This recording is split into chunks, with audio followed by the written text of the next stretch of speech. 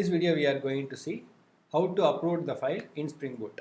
Okay, so whenever we are going to upload, the first rule is that we should use post mapping. Okay, only the post method can have the necessary support for file upload. Okay, so whenever we want to implement the file upload, it is must that we should have the post mapping. Okay, then we need this endpoint, whatever the endpoint that you want to have, you can mention it here.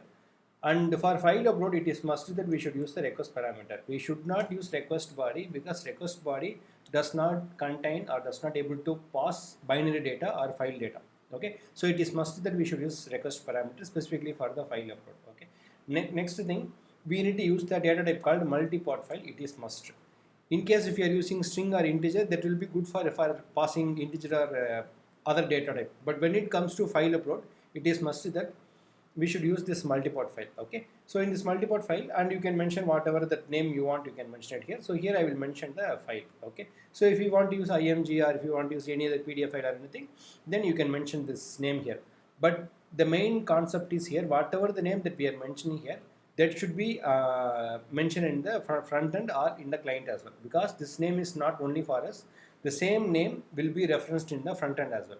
Okay, so now I am not going to store the file and all, just going to get the name of the file what we are passing from the front end, and I will return back as a response. Okay, now I am not going to store the file and all these things. Okay, so now in order to get the file name, I need to use that object and get original file name. Okay, this will help us to get the original file name of that uploaded file, and now I need to send this response. Okay, so as we know, to send the response we need to use response entity.ok and this one and this one. Okay, as we know, as I told earlier, I didn't store the file, I'm just passing the file name whatever I'm receiving in the Spring Boot application. Okay, so now I think the application is already running. Now go back to the Postman, and okay, so as I mentioned already, whatever we are passing the file, in case if you want to do the file upload, we need to select the form data, because form data alone will have the that has this permission to send the request parameter. Okay, so due to this reason we need to use this form data, and I need to mention the file in the front end as I mentioned earlier. So here I need to mention the file, and I need to select the file here. Okay, in case if you want to pass a text, we can pass a text, but now we want to upload the file, so in the Postman we need to mention the file here. Okay, so file, yes, select the file, which helps us to select the file from the front end. So whatever the data that you want to select, you can select the file name. Okay, I am selecting this file, and the file name is, as you can see here, screenshot some blah blah blah blah, send this one. So immediately I will get this file name from the Spring Boot application as the response. Okay, instead of this file I will select some other file, microservices 3. Okay, it's another file.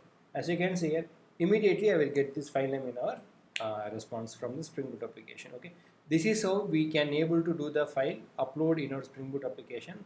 The points are, it should be post mapping, and the request parameter, the data type should be multi-part file. We cannot use any other integer or anything.